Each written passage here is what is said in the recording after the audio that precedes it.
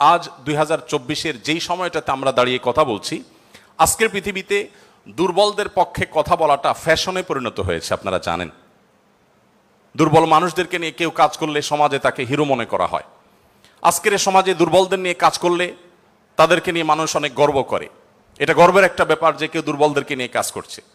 আমরা সুন্নাহ ফাউন্ডেশন থেকে অসহায় দুস্থদের জন্য কাজ করছি। আপনারা অনেকে আমাদেরকে সেজন্য মোবারকবাদ জানাচ্ছেন, শুভেচ্ছা জানাচ্ছেন, আমাদেরকে প্রেরণা দিচ্ছেন। ধন্যবাদ আপনাদের প্রতি।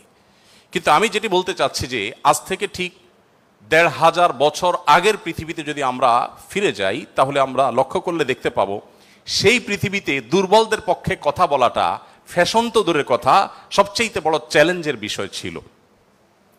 আজকের এই অনুকূল পৃথিবীতে দাঁড়িয়ে আপনি দাস দাসীর অধিকার, আপনি শ্রমিকের অধিকার, আপনি নারীর অধিকার, আপনি অন্য ধর্মাবলম্বী সংখ্যালঘুদের অধিকার নিয়ে কথা বলতে পারেন। এই কথা বলাটা অনেক নিরাপদ, অনেক ফ্লেক্সিবল পরিবেশ আপনি দেখেন। কিন্তু মুহাম্মদ সাল্লাল্লাহু আলাইহি সাল্লাম যখন দুর্বলদের পক্ষে কথা বলেছেন, তখন পৃথিবীতে দুর্বলদের পক্ষে কথা বলাটা সহজ কাজ ছিল না। এটা লাইফ রিস্কের ব্যাপার ছিল, কিন্তু সে কাজটা তিনি করেছেন। সম্মানিত উপস্থিতি, প্রিয় নবী সাল্লাল্লাহু আলাইহি সাল্লাম তিনি দুর্বলদের পক্ষে যে কথা বলেছেন, সেটা আজ আমরা অনেকে যে দুর্বলদের পক্ষে কথা বলি নানা পার্থিব উদ্দেশ্যে, তার সেই দুর্বলদের পক্ষাবলম্বনটা পার্থিব কোনো উদ্দেশ্যে ছিল না। আমরা অনেকে আজ দুর্বলদের পক্ষে কথা বলি কোনো সংস্থার কোনো প্রজেক্ট পাওয়ার জন্য। আমরা অনেকে দুর্বলদের পক্ষে কথা বলি কোনো প্রজেক্ট পেয়েছি সেই টাকা হালাল করবার জন্য।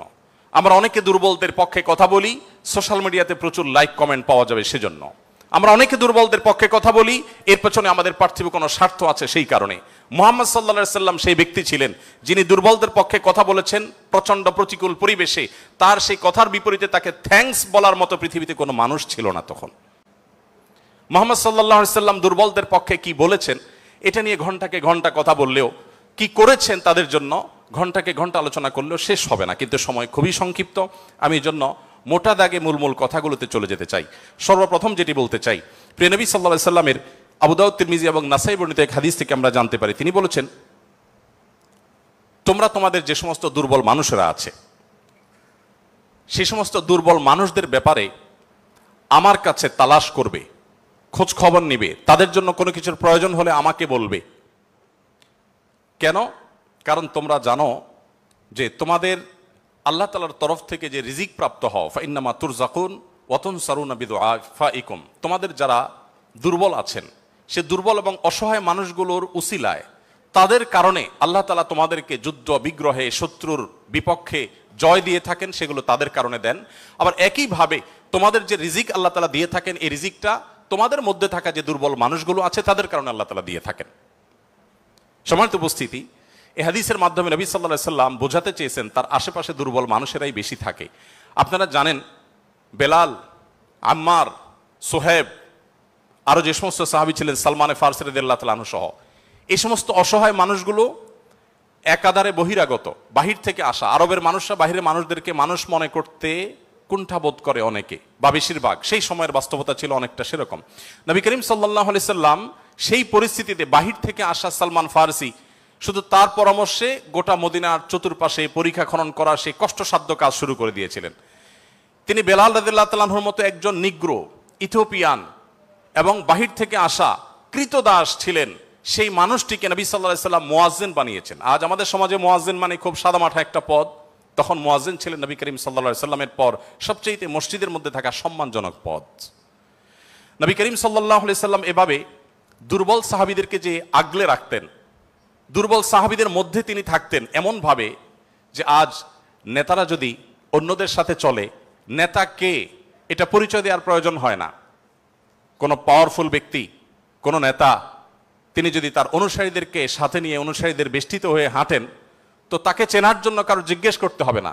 আমাদের প্রিয় নবী সাল্লাল্লাহু আলাইহি সাল্লাম তিনি যখন সাহাবীদের মধ্যে বসা থাকতেন, তখন বাহির থেকে আসা মানুষরা জিজ্ঞেস করতে হতো, মান ফিকুম মুহাম্মদ, তোমাদের মধ্যে মুহাম্মদ লোকটা কে?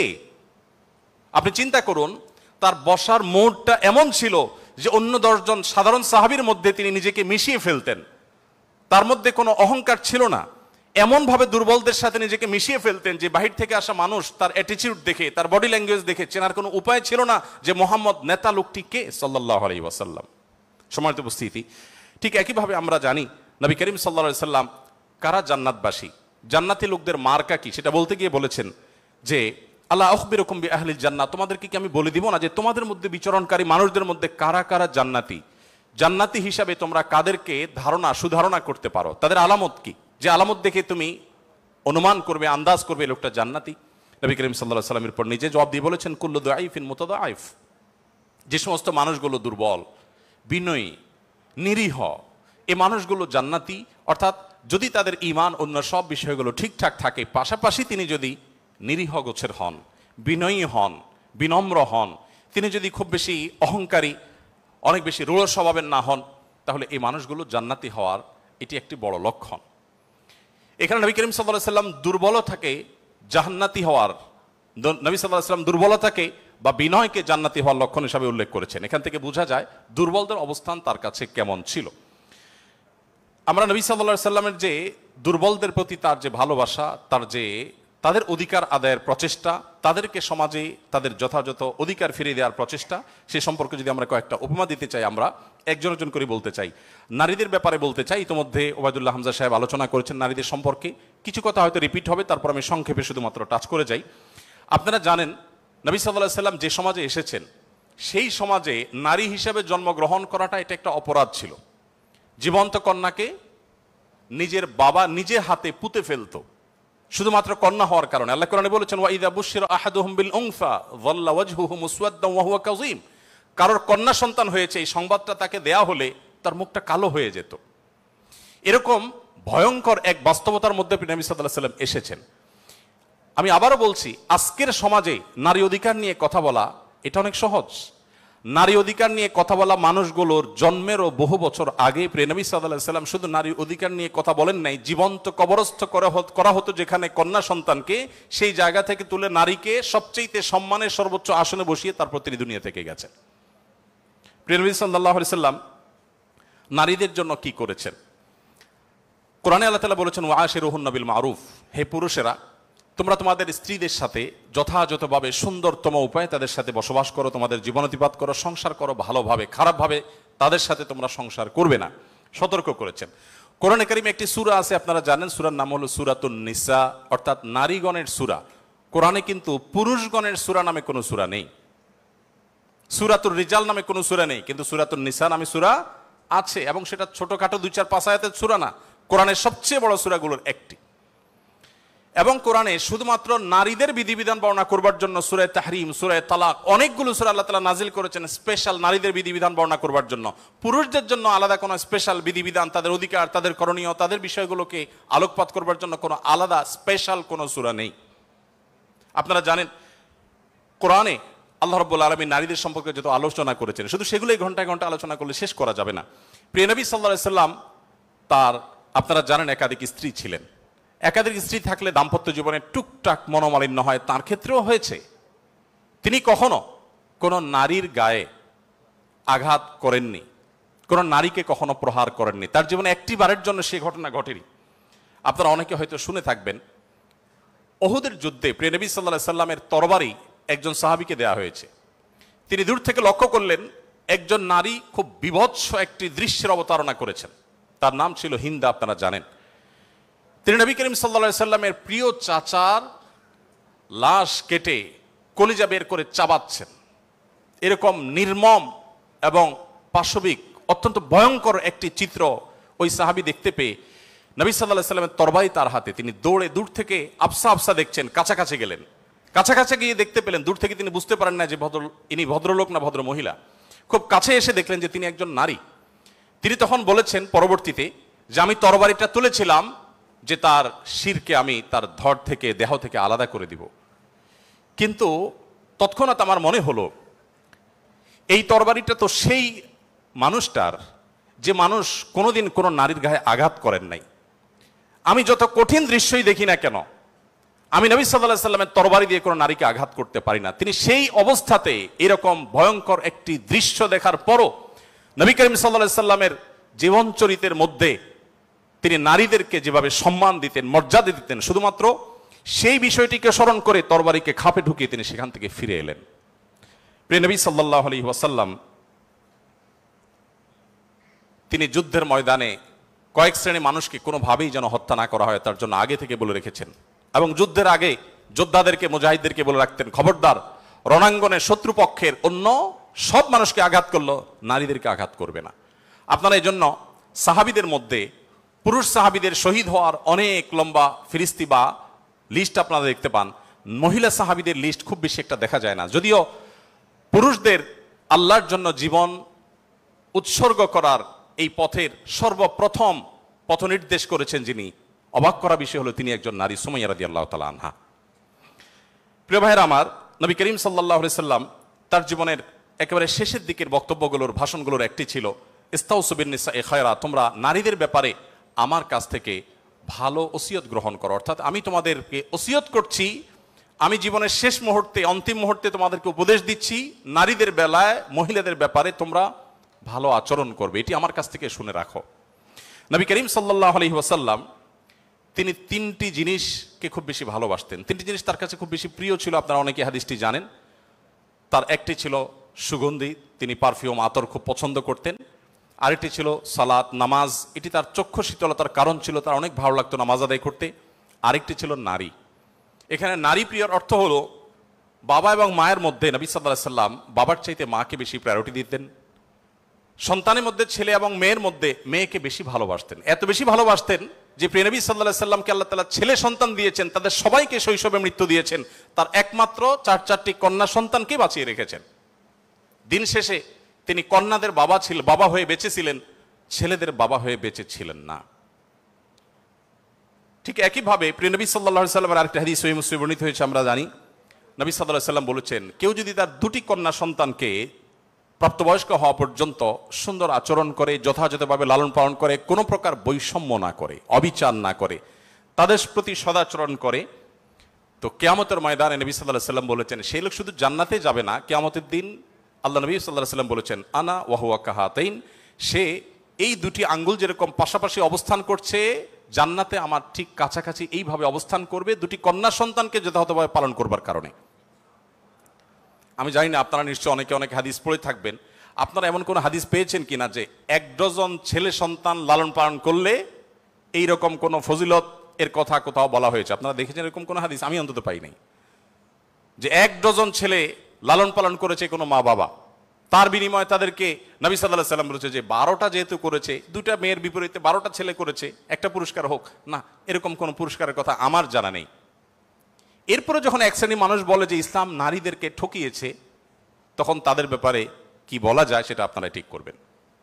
সম্মানিত উপস্থিতি, নবী করিম সাল্লাল্লাহু আলাইহি ওয়াসাল্লাম বলেছেন, কোনো বাবা, কোনো অভিভাবক, কোনো প্যারেন্টস, কোনো মা যদি কোনো কন্যার কারণে কন্যা দায়গ্রস্ত হয়ে পড়েন, সমাজের মানুষের কুসংস্কারের কারণে যদি তার মুখটা ছোট হয়ে যায়, কোনো কারণে তিনি যদি কোণঠা সময় পরিস্থিতির মধ্যে পড়ে যান, এরপরও তিনি যদি সেই মেয়েদেরকে লালন পালন করার ক্ষেত্রে কোনো কার্পণ্য না করেন, সমাজের বিরুদ্ধে দাঁড়িয়ে বুক টান টান করে যদি তার কন্যাদেরকে তিনি ভালোবাসা দেন, সদাচরণ করেন, তাদের অধিকার যথাযথভাবে দিয়ে দেন, দুঃখিত, তাহলে সেক্ষেত্রে নবী সাল্লাল্লাহু আলাইহি সাল্লাম বলেছেন এই কন্যাদের প্রতি সদাচরণ করবার কারণে জাহান্নাম থেকে মুক্তির কারণ হবে কিয়ামতের ময়দানে ওই ব্যক্তির জন্য। এটি নবী সাল্লাল্লাহু আলাইহি সাল্লামের আরো বহু হাদিস আছে, আমি আর সেদিকে যাব না, শুধুমাত্র একটি হাদিস বলে শেষ করব। সেটা হলো, আপনারা জানেন নবী করিম সাল্লাল্লাহু আলাইহি সাল্লামকে জিজ্ঞাসা করা হলো, ইয়া রাসূলুল্লাহ মান আহাক্কুন নাসি বিহুসনি সুহবাতি, আমার সবচেয়ে ভালো আচরণ পাওয়ার অধিকারটা কার? নবীজি সাল্লাল্লাহু আলাইহি সাল্লাম বলেছেন উম্মাক, তুমি সবচেয়ে ভালো আচরণ করবে তোমার মায়ের। এরপর জিজ্ঞাসা করা হলো, হে আল্লাহর রাসূল তারপর?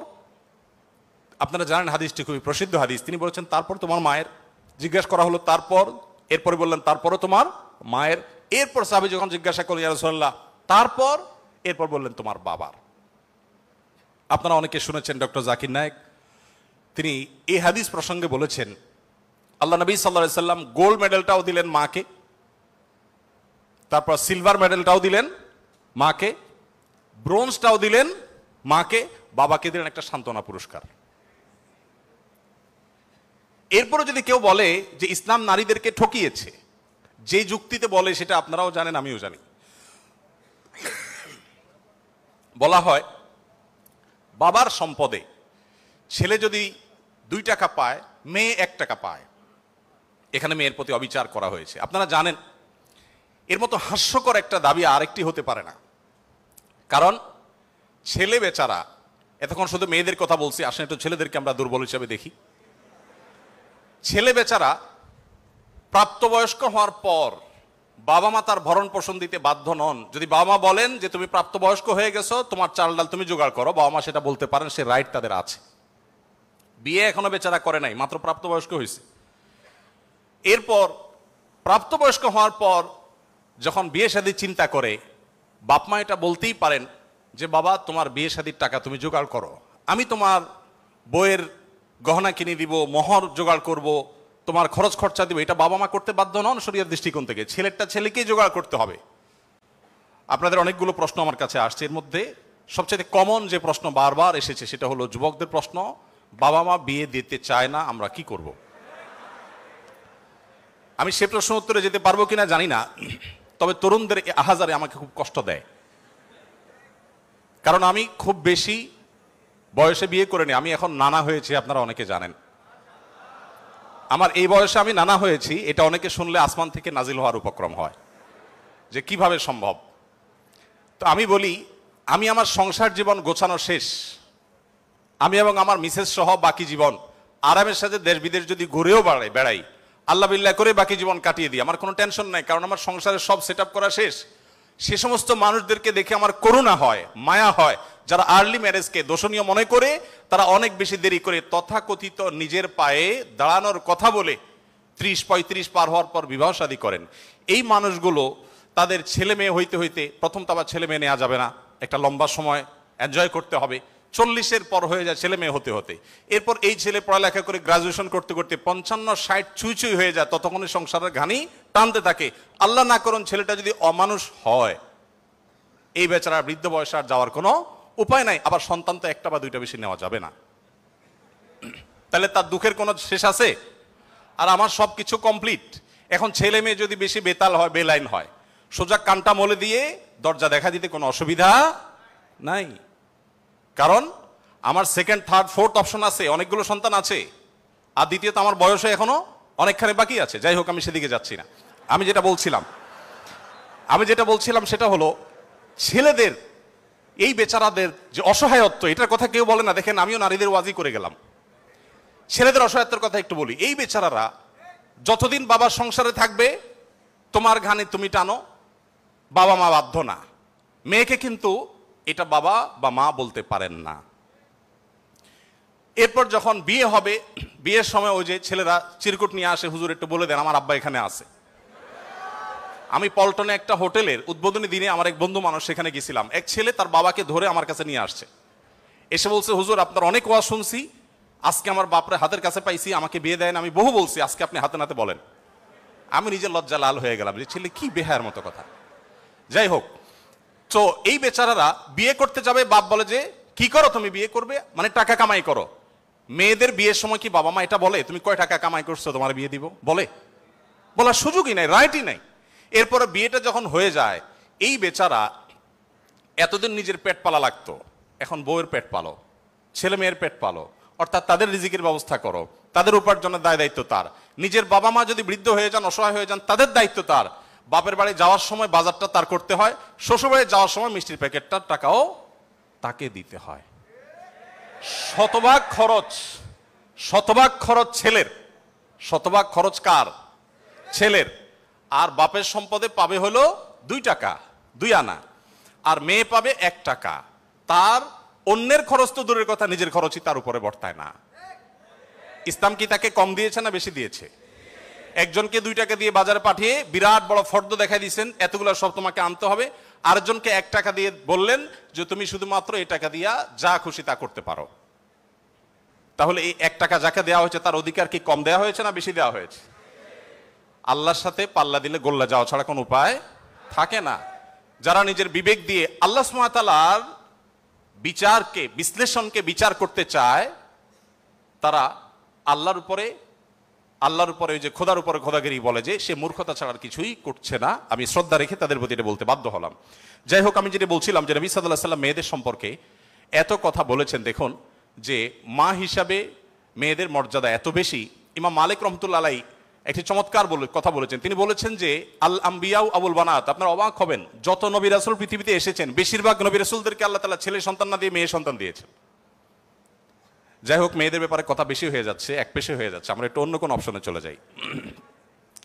এরপরে যেটি বলতে চাই তা হলো বিধবা এবং ইয়েতিমদের ব্যাপারে। দেখুন, ইয়েতিম বিধবার ব্যাপারে নবী করিম সাল্লাল্লাহু আলাইহি ওয়াসাল্লাম বলেছেন, বুখারীতে হাদিসটি বর্ণিত হয়েছে, আস-সাইলাল আরমালাতি ওয়াল মাসাকি কাল মুজাহিদি ফি সাবিলিল্লাহ আও কাল্লাযী ইয়াকুমুল লাইলা ওয়া ইয়াসুমুন নাহার। যে ব্যক্তি কোনো বিধবার ব্যয়ভারের দায়িত্ব গ্রহণ করবে, যে ব্যক্তি কোনো ইয়েতিমের লালন পালনের দায়িত্ব গ্রহণ করবে, অভিভাবকত্বের দায়িত্ব গ্রহণ করবে, নবী সাল্লাল্লাহু আলাইহি ওয়াসাল্লাম বলেছেন এই ব্যক্তি আল্লাহর রাস্তায় রণাঙ্গনে জিহাদরত ব্যক্তি আল্লাহর কাছে যে মর্যাদা লাভ করবে, নিজের জায়গায় বসে থেকে অসহায় বিধবার দায়িত্ব, বিধবা ভাতা দিয়ে তার দায়িত্ব গ্রহণ করলে এই ব্যক্তিকে আল্লাহ তাআলা সেই মর্যাদা দান করবেন। আপনি এরকম কোন হাদিস দেখাতে পারবেন না যে একটা লোক বেচারার বউ মরে গেছে, মন মরা থাকে, যদি কোনো ভদ্র মহিলা তার আশ্রয় দেওয়ার জন্য তিনি অনুপযুক্ত হওয়া সত্ত্বেও নিজেকে পেশ করেন, উপস্থাপন করেন আর তার আশ্রয় হয়ে যান, তাহলে নবী সাল্লাল্লাহু আলাইহি ওয়াসাল্লাম বলেছেন তার এই পুরস্কার আছে। নিশ্চয়ই ভালো কাজের সওয়াব আছে, কিন্তু আলাদা পার্টিকুলার কোনো সওয়াবের কথা নবী সাল্লাল্লাহু আলাইহি ওয়াসাল্লাম বলেন নাই। কিন্তু একজন বিধবার ব্যাপারে কিন্তু সেই কথা বলা হয়েছে। ইয়েতিমের ব্যাপারে নবী সাল্লাল্লাহু আলাইহি ওয়াসাল্লাম বলেছেন, আনা ওয়া কাফিদুল ইয়াতিমি কাহাতাইন, আমি এবং ইয়েতিমের অভিভাবক, যিনি ইয়েতিমের দায়িত্ব নেন, এই দুইজন এই দুটি আঙ্গুলের মতো পাশাপাশি জান্নাতে অবস্থান করবো। আপনারা অনেকে বলতে পারেন যে জান্নাতে এই লোক নবীর কাছে থাকবে, এর আগে শুনলাম দুইটা কন্যা লালন পালন করলে সেও নবী সাল্লাল্লাহু আলাইহি ওয়াসাল্লামের কাছে থাকবে, তো নবী সাল্লাল্লাহু আলাইহি ওয়াসাল্লামের কাছে কতজন থাকবে? আসলে দুনিয়াতে আমরা একজনের সাথে আরেকজন হাঁটতে পারি, আখিরাতকে আমরা দুনিয়ার মতো কম্পেয়ার করি বা বিবেচনা করি, আখিরাতের বিষয়টা সম্পূর্ণ ভিন্ন। নবী সাল্লাল্লাহু আলাইহি ওয়াসাল্লামের জান্নাত এটা তো দুনিয়ার কোনো প্রাসাদের মতো হবে না, বিশাল বড় জগৎ নিয়ে হবে। সবচেয়ে ছোট জান্নাতে যে গোটা পৃথিবীর সমান 10 পৃথিবীর সমপরিমাণ জান্নাত তিনি পাবেন। মহাশূন্য সম্পর্কে আমরা ধারণা পাওয়ার পর আমাদের কাছে এটা খুব সহজ মনে হয় যে পৃথিবীর অন্যান্য পৃথিবীর বাইরে যে আল্লাহ তাআলার মহা সৃষ্টি আছে সেগুলোর তুলনায় পৃথিবী খুব ক্ষুদ্র। যখন পৃথিবীতে এগুলো আবিষ্কার হয় নাই, আপনি চিন্তা করুন তখনকার মুসলমানদের জন্য ঈমান আনা কতটা কঠিন ছিল, যে কিভাবে এত বড় জান্নাত দিবেন আল্লাহ তাআলা, কোথায় এত জায়গা। কিন্তু আজ আমরা সেটা আবিষ্কার করেছি, আমরা জানি কিয়ামত পর্যন্ত আবিষ্কার হতে থাকবে। কোরআন এবং সুন্নাহর অনেক কিছু এখনো আমাদের বুঝে আসছে না, কিন্তু এক সময় হয়তো বুঝে আসবে। তো যাই হোক, নবী করিম সাল্লাল্লাহু আলাইহি ওয়াসাল্লাম ইয়েতিমের ব্যাপারে এই সুসংবাদ আমাদেরকে দিয়েছেন। এবং নবী সাল্লাল্লাহু আলাইহি ওয়াসাল্লাম আরেকটা হাদিস বলে আমি শেষ করব, তিনি বলেছেন যে ব্যক্তি তার পরিবারের মধ্যে কোনো ইয়েতিমকে সংযুক্ত করেন, এই জায়গা আমি একটু থামবো। ইয়েতিমকে সংযুক্ত করার মানেটা কি? আমাদের দেশে ইয়েতিম বা গরিবের বাচ্চাকে লালন পালন অনেকেই করেন, কিন্তু সেটা নিজের ধান্দায় করেন, গরিবের প্রয়োজনে না। কিভাবে সেটা?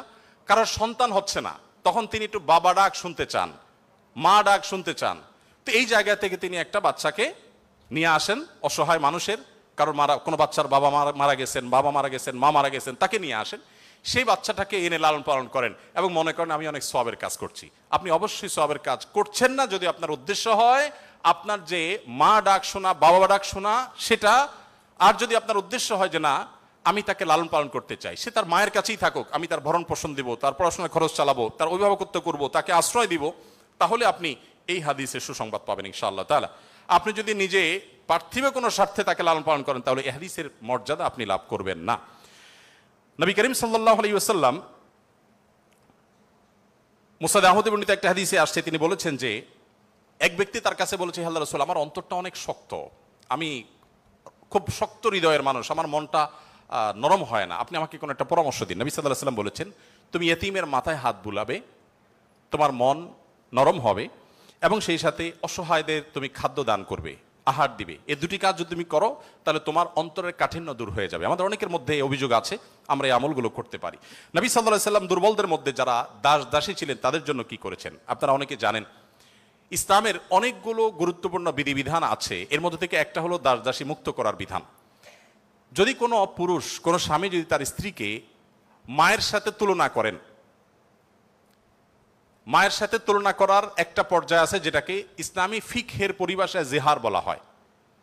রাগের বশে এরকম অনেকে করে থাকেন যে আমার মা যেরকম হারাম তুমি এরকম হারাম, তালাকের মতোই অনেকটা এই টাইপের কথা যদি কেউ বলেন, তার প্রায়শ্চিত্ত হলো তাকে একটি দাস মুক্ত করতে হবে। কেউ যদি ইচ্ছাকৃতভাবে রোজা ভঙ্গ করেন তাহলে তার প্রায়শ্চিত্ত হলো তাকে একটি দাস মুক্ত করতে হবে। কেউ যদি শপথ করে শপথ রক্ষা না করেন, ভঙ্গ করেন, তাহলে তাকে দাস মুক্ত করতে হবে। কেউ যদি কোনো মানুষকে হত্যা করেন, ভুলে হত্যা করেন, তার প্রায়শ্চিত্তগুলোর মধ্যে থেকে একটা হলো তাকে দাস মুক্ত করতে হবে। এভাবে ইসলাম অনেকগুলো ভুলের প্রায়শ্চিত্ত হিসাবে অন্য কোনো অপশনের চাইতে দাস মুক্তিকে প্রায়োরিটি দিয়েছে, গুরুত্ব দিয়েছে। নবী সাল্লাল্লাহু আলাইহি ওয়াসাল্লাম বারবার বলেছেন, কারণ তিনি চাইতেন মানুষ দাস না থাকুক, মানুষ মুক্ত হয়ে যাক। নবী সাল্লাল্লাহু আলাইহি ওয়াসাল্লাম আজকের পৃথিবীর মতো ফ্যাক্টরি রেভলিউশনের পর মানুষের মুক্তির জন্য বা দাস প্রথার বিরুদ্ধে তিনি কথা বলেছেন এমন না। আমি আগেই বলেছি, আজ পৃথিবীতে বহু দুর্বলদের পক্ষে কথা বলা মানুষ পাবেন, তার সবগুলোই বেশিরভাগই দেখবেন স্বার্থের কারণে। আমরা নিজেরাও দুর্বলদের সহযোগিতা করি। এই যে বন্যা গেল, অনেকেই বন্যার সময় ত্রাণ নিয়ে গেছেন জাস্ট একটা ছবির জন্য, অনেকে ত্রাণ নিয়ে গেছেন, কষ্ট করেছেন, শুধু তার একটা লাইভ দরকার, কিছু লাইক দরকার, কিছু কমেন্ট দরকার, কিছু বাহবা দরকার। তো নবী সাল্লাল্লাহু আলাইহি সাল্লাম দাস দাসীদের মুক্তির জন্য কথা বলেছেন সেই সমাজে যখন দাস দাসী ছিল আজকের যুগে বিএমডব্লিউর মালিক হলে যেরকম গর্বের, দাস দাসী থাকা সেরকম গর্বের। এরকম মূল্যবান অ্যাসেট কোনো বিনিময় ছাড়া মুক্ত করে দেওয়ার জন্য নবী সাল্লাল্লাহু আলাইহি সাল্লাম উৎসাহিত করতেন। শুধু তাই নয়, আপনারা জানেন যে নবী করিম সাল্লাল্লাহু আলাইহি সাল্লাম বলেছেন, কোন দাসকে যদি কেউ মুক্ত করে তাহলে ওই দাসের প্রতিটি অঙ্গকে মুক্ত করার বিনিময়ে যে ব্যক্তি এই কাজটি করলেন, আল্লাহ তাআলা ওই ব্যক্তিকে তার ওই অঙ্গকে জাহান্নাম থেকে মুক্তির পরওয়ানা দান করবেন। নবী সাল্লাল্লাহু আলাইহি সাল্লাম আরেকটি হাদিস আছে, তিনি বলেছেন জীবনের শেষ কথা। নবী সাল্লাল্লাহু আলাইহি সাল্লামের জীবনের শেষ কথা কি আমরা জানি, অনেকে জানি, আসসালাতু আসসালাত ওয়া মা মালাকাত আইমানুকুম। অর্থাৎ নবী করিম সাল্লাল্লাহু আলাইহি সাল্লামের জীবনের শেষ কথা ছিল, তোমরা নামাজের ব্যাপারে দায়িত্বশীল থাকবে, নামাজের ব্যাপারে দায়িত্বশীল থাকবে এবং তোমাদের দাস দাসীদের ব্যাপারে দায়িত্বশীল আচরণ করবে। এটা ছিল তার জীবনের শেষ কথা। একটা মানুষের কাছে দাস দাসীদের অধিকার কত গুরুত্বপূর্ণ হলে, অধীনস্থ মানুষগুলোর অধিকার কত গুরুত্বপূর্ণ হলে জীবনের শেষ কথা এটা বলে চলে যান যে তোমরা তাদের ব্যাপারে খবরদার, সদাচরণ করবে, তাদের প্রতি কোনো জুলুম অবিচার করবে না। আপনারা অনেকে আবু মাসউদ আনসারী রাদিয়াল্লাহু তাআলা আনহুর নাম শুনেছেন। আবু মাসউদ আনসারী রাদিয়াল্লাহু তাআলা আনহু তার একজন দাসকে প্রহার করছিলেন, অধীনস্থকে, কাজের লোককে প্রহার করছিলেন। নবী সাল্লাল্লাহু আলাইহি ওয়াসাল্লাম পেছন থেকে বললেন, আলাম আবু মাসউদ, সাবধান, শুনে রাখো আবু মাসউদ, লাল্লাহু আকদারু আলাইকা মিনকা আলাই, তুমি এই দাসের প্রতি যতটা পাওয়ার রাখো, হোল্ড করো, আল্লাহ তাআলা তোমার উপর তার চেয়ে বেশি পাওয়ার হোল্ড করেন, মাইন্ড ইট। এই কথা শোনার পর আবু মাসউদ আনসারী রাদিয়াল্লাহু তাআলা আনহু সেই দাসকে মুক্ত করলেন। বলেন, ইয়া রাসূলুল্লাহ, আমি তাকে মুক্ত করে দিলেন। তখন নবী সাল্লাল্লাহু আলাইহি ওয়াসাল্লাম বলেছেন, যদি তুমি আজ তাকে মুক্ত না করতে জাহান্নাম তোমাকে স্পর্শ করতো। আব্দুল্লাহ ইবনে ওমর রাদিয়াল্লাহু তাআলা আনহু বলেছেন, আমি নবী করিম সাল্লাল্লাহু আলাইহি ওয়াসাল্লামকে বলতে শুনেছি, যে ব্যক্তি কোনো দাসের প্রতি জুলুম করবে, তাকে অন্যায়ভাবে প্রহার করবে, তার কাজের লোককে, অধীনস্থ লোককে, তার প্রায়শ্চিত্ত হলো সে অধীনস্থ লোকটাকে সে মুক্ত করে দিতে হবে, দাস মুক্ত করে দিতে হবে, যেটা সহজ কোনো ব্যাপার ছিল না তখন। বুখারীর একটি বিশ্ববিখ্যাত হাদিস, স্বর্ণের অক্ষরে যেটা টানিয়ে রাখা দরকার আমাদের বাসা বাড়িতে। নবী সাল্লাল্লাহু আলাইহি ওয়াসাল্লাম বলেছেন, ইখওয়ানুকুম খাওয়ালুকুম, তোমাদের ভাই ব্রাদার যারা, তারাই তোমাদের অধীনস্থ কাজের মানুষ। এই মানুষগুলো সম্পর্কে নবী সাল্লাল্লাহু আলাইহি ওয়াসাল্লাম বলেছেন, জাআলাহুমুল্লাহু তাহতা আইদিকুম, তাদেরকে আল্লাহ তাআলা তোমাদের অধীনস্থ করে দিয়েছেন। এর মধ্যে ইঙ্গিত রয়েছে আল্লাহ চাইলে তোমাকে তার অধীনে করে দিতে পারতেন। অতএব ফামান কানা আখুহু তাহতা ইয়াদি, যে ব্যক্তি তার ভাই তার অধীনে থাকবে, অর্থাৎ কোনো দাস, কোনো দাসী অথবা যে কোনো কাজের মানুষ, এই হাদিসে দাস দাসী কথা বলা হয়নি, যে কোনো কাজের লোক, অধীনস্থ মানুষ যদি কারোর অধীনে থাকে, ফালইউতইমহু মিম্মা ইয়াকুল, তাহলে সে যা খায় একই কোয়ালিটির খাবার যেন তাকে অফার করে, এবং সে যা পোশাক পরে একই কোয়ালিটির পোশাক যেন তাকে পরায়। একটু থামতে চাই এখানে। আপনি একটু কল্পনা করুন, এমন একজন মানুষের, যিনি অনেক পয়সার মালিক, অনেক বড় পদ হোল্ড করেন, তিনি তার ড্রাইভার তার জন্য যখন পোশাক কিনছিলেন, একই সময় তার নিজের পোশাকও কিনছিলেন। একই পোশাক যেটা তার জন্য কিনেছেন, সেম পোশাক ড্রাইভারের সাইজ অনুযায়ী, একই কোয়ালিটির, একই কালারের, একই জিনিস ড্রাইভারের জন্য কিনেছেন। এই দৃশ্যটা কি কল্পনা করা যায়? আজকের বাস্তবতা এটা কি খুব সহজ বিষয় মনে হয়? আমরা তো অনেকে অধীনস্থ মানুষদের পাশে বসে খাবো এটাকেই দোষী বিষয় মনে করি। আমরা কি নিজেদেরকে সভ্য দাবি করি? আজকের পৃথিবীর মানুষের সভ্যতা যেখানে গিয়ে ঠেকবে, নবী সাল্লাল্লাহু আলাইহি ওয়াসাল্লাম তিনি এবং তার সাহাবা একরাম পৃথিবীকে যেই জায়গায় রেখে গেছেন সভ্যতার, সেখানে পর্যন্ত আজকের পৃথিবী সভ্যতার সর্বোচ্চ শিখরে গিয়ে পৌঁছতে পারবে না।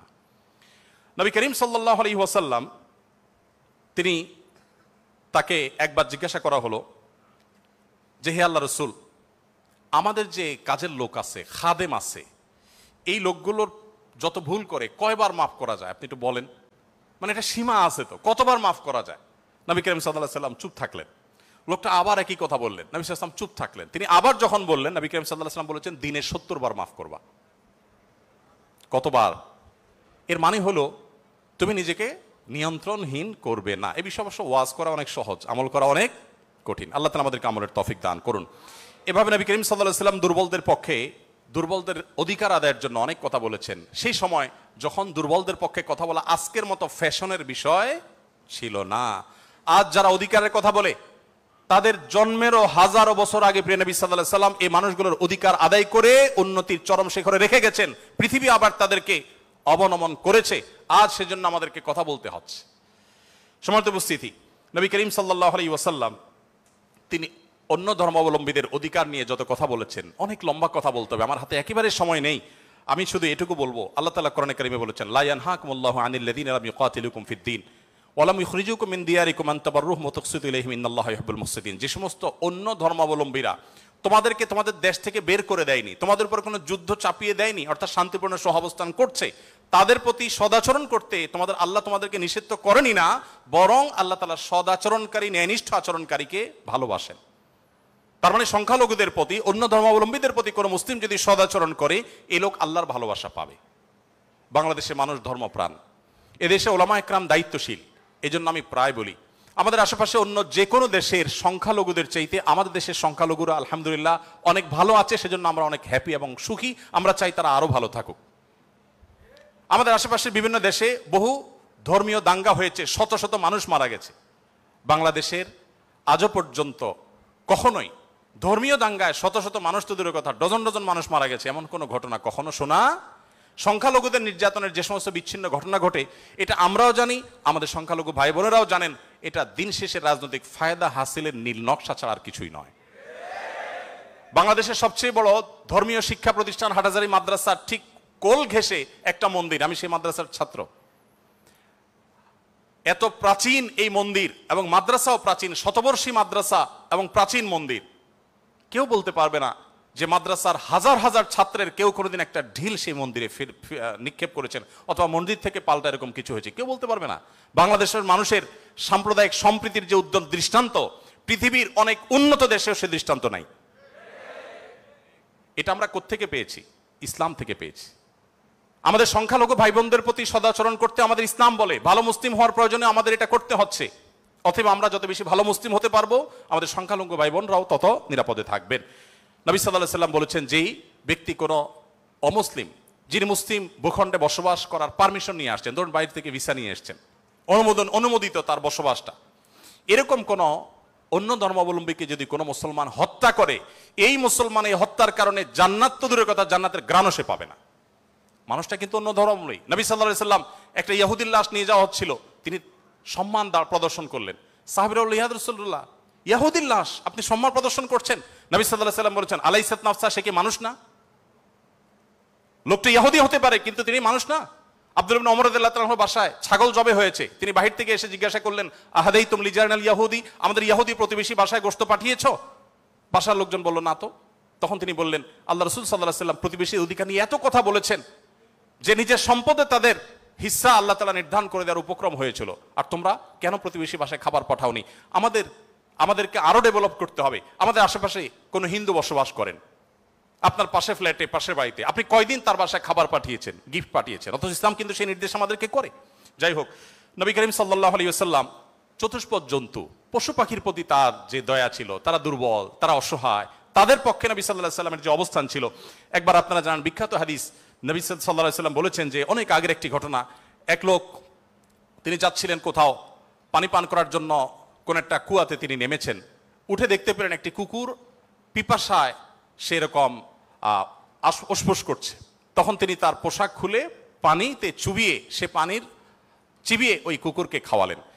এই হাদিসটি দুই রকম আছে, একজন পুরুষের ক্ষেত্রে আছে, তিনি তার পায়ের মোজা খুলেছেন, একজন নারীর কথা আছে, তিনি তার ওড়না খুলে এই কাজটি করেছেন। ওই নারী ব্যভিচারিণী হওয়া সত্ত্বেও আল্লাহ তাআলা একটি প্রাণীর প্রতি এই ভালোবাসা, এই সম্প্রীতি দেখাবার জন্য তাকে মাফ এবং নাজাত দিয়ে দিয়েছেন। নবী সাল্লাল্লাহু আলাইহি ওয়াসাল্লাম বলেছেন যে এর বিপরীতে একজন নারী, আপনারা সেটাও শুনেছেন অনেকে, যে একটি ইবাদত গুজার একজন নারী একটি বিড়ালকে বেঁধে রেখেছিলেন এবং সে বিড়ালকে বেঁধে রাখতে রাখতে এক পর্যায়ে না খেয়ে বিড়ালটি মারা গেছে, তাকে খাদ্য দেননি।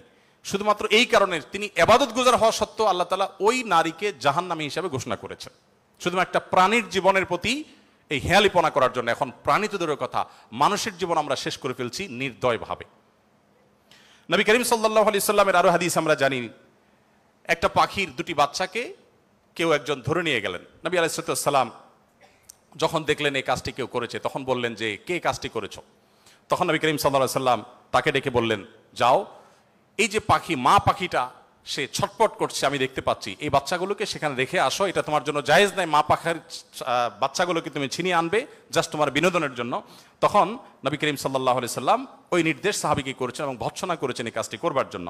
এর বিপরীতে আরেকটা ঘটনা আমরা জানি, এর পাশাপাশি আরেকটা ঘটনা আমরা জানি, নবী সাল্লাল্লাহু আলাইহি সাল্লাম এক ব্যক্তিকে দেখলেন তিনি পিপিলিকার উপদ্রব থেকে বাঁচার জন্য আগুন দিয়ে পোড়াচ্ছেন। তিনি বলেছেন, খবরদার, লা ইউআযযিবু বিন-নার ইল্লা রাব্বুন নার, আগুন দিয়ে পুড়িয়ে নির্মম ভাবে তুমি এটাকে হত্যা করতে পারো না। যদি হত্যা করতেই হয় তাহলে তুমি এমনি পিষে মেরে ফেলো, অন্য কোনো ভাবে মেরে ফেলো, নির্মম ভাবে তুমি মারতে পারো না। আমাদের অনেকে দেখবেন যে ওই যে এক ধরনের আঠা পাওয়া যায় ইঁদুর মারার, সে আঠা দিয়ে ইঁদুর মারার চেষ্টা করেন, নির্মম ভাবে মৃত্যু, হত্যা করা বা নিধন করা, এটা জায়েজ নাই। সে আপনাকে উপদ্রব করে, আপনি হত্যা করতে পারেন, কিন্তু নির্মম ভাবে হত্যা করবার বা হত্যাকে আপনি এনজয় করবেন এই অধিকার আপনাকে ইসলাম দেয়নি। নবী করিম সাল্লাল্লাহু আলাইহি ওয়াসাল্লাম তার সাহাবী সাঈদ ইবনে জুবায়ের বলেছেন যে সাহাবী আব্দুল্লাহ ইবনে ওমর রাদিয়াল্লাহু তাআলা আনহু একবার যাচ্ছিলেন, দেখলেন যে কুরাইশের কিছু যুবক কিছু পাখিকে বেঁধে রেখে তীর নিক্ষেপ করছিলেন হাত সই করার জন্য, এবং ওই পাখিগুলোর যে মালিক তাকে বলেছেন যেটা লাগবে না মিস হবে, ওই তীরটা তোমার, বিনিময়ে তুমি তীর পেয়ে যাবে, আর লাগলে তো পাখি মারা যাবে। এটা জাস্ট মজা করছিল তারা।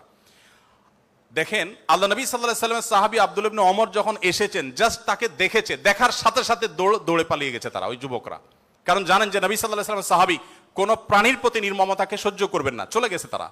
তখন এবার আব্দুল্লাহ ইবনে ওমর রাদিয়াল্লাহু তাআলা আনহু বলেছেন, আল্লাহ লানত এবং অভিশাপ নাজিল হয় ওই মানুষগুলোর প্রতি যারা কোনো প্রাণীকে এরকম বিনোদনের জন্য জাস্ট তীর মেরে, গুলি মেরে বিভিন্নভাবে লক্ষ্যবস্তু তাদেরকে বানায়।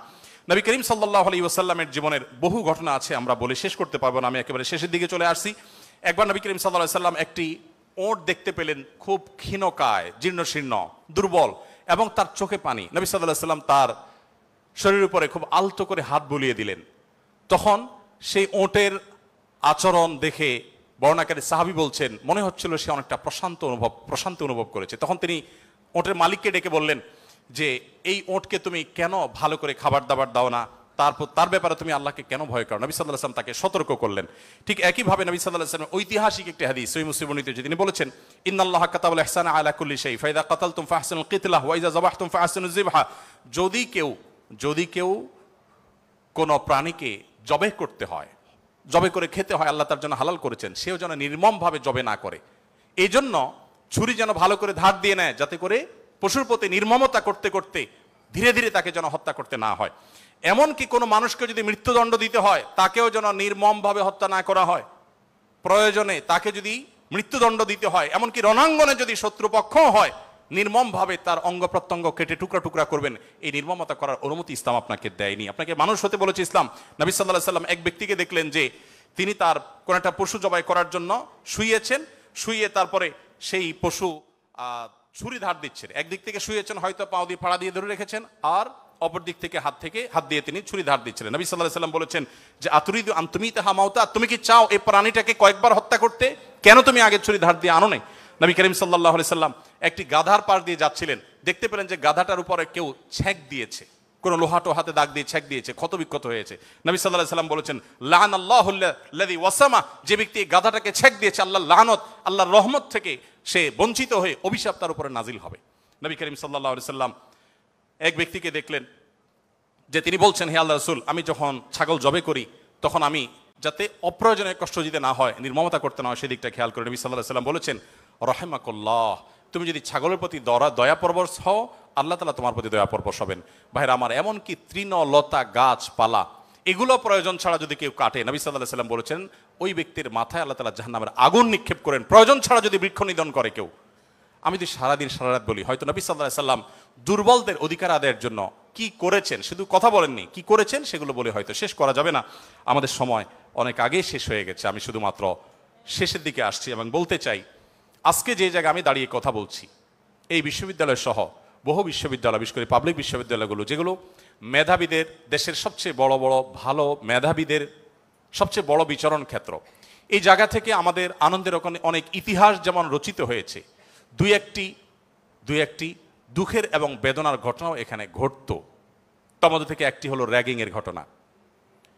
নতুন একজন শিক্ষার্থী যেখানে পুরাতন শিক্ষার্থী বা বড় ভাইদের কাছে সিনিয়রদের কাছে স্নেহ ভালোবাসা পাওয়ার কথা, র্যাগিং এর নামে তাকে অপমানিত করা, অপদস্থ করা, তাকে হ্যারাসমেন্ট করা, তাকে অপমান অপদস্থ করে পশুর মতো বুনো আনন্দে মেতে ওঠা, এটা আমাদের দেশের অনেক শিক্ষা প্রতিষ্ঠানের একটি অঘোষিত কালচারে পরিণত হয়েছিল।